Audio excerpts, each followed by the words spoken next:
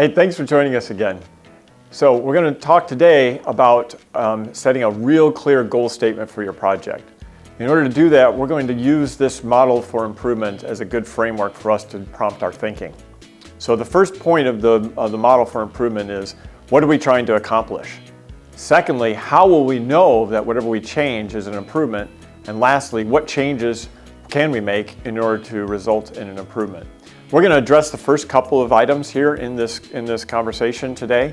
We'd like for you to just have a real clear goal statement at the beginning of your project to really frame up your project nicely at the outset. So, in order to write good goal statements, we like for them to be SMART. SMART is just an acronym that we use. We call building SMART aims, if you will, or SMART goals. And so SMART is just an acronym that stands for 5 things, whether it's specific, measurable, attainable, relevant, or time-based.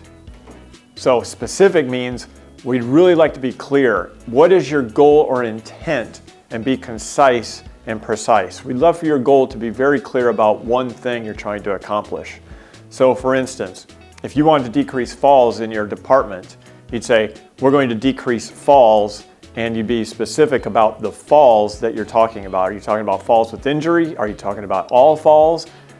Is it falls for our patients? Or is it falls for visitors? Is it falls for everybody? You'd be very specific about what you're trying to accomplish. Next, we'd like for it to be measurable.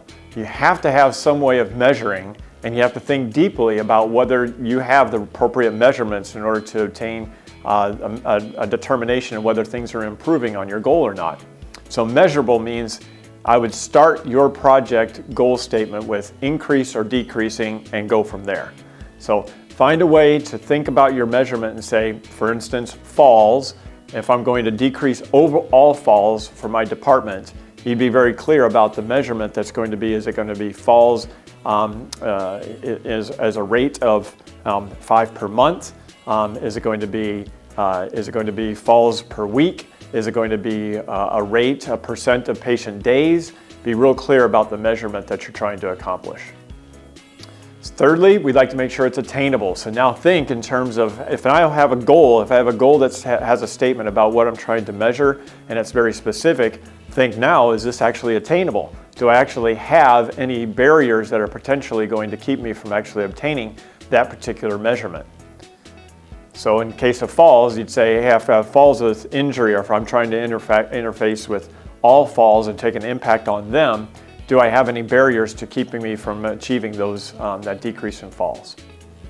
So fourth is relevant. Is this something that can be achieved, and is it relevant in this current environment that you're in? So there may be something related to the project that says, hey, this is something that needs to be focused on right now, or is there something else that could potentially impact the project that may turn your attention elsewhere? So make sure that your appropriate resources are allocated to the project and make it so that I can actually realistically obtain this goal. Lastly, is it time-based? Any project goal cannot go on forever. You have to have a very specific time frame in which you're trying to accomplish it. So in our case of falls, you'd say, I'm trying to decrease falls, and I'm trying to accomplish this by the end of the year or the quarter or something to that effect.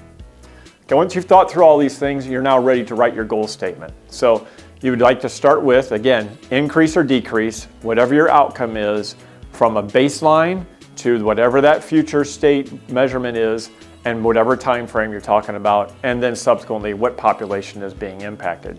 So like in our case, we've been talking about falls. We'll try to decrease falls from 5 per month to 2 per month by the end of the calendar year in our population, which is our unit, our department that we're working in. That should give you a real good start on building your project and your goal statements, so you can have a real good confidence that what you're working on is toward a good goal and subsequently something you can celebrate and know whether you've accomplished your objective. Thanks for joining us today. Look forward to working with you. Now that you have a goal statement, it's now time for us to think about putting changes, and so we're looking forward to working with you, identifying what you can work on that'll impact your goal.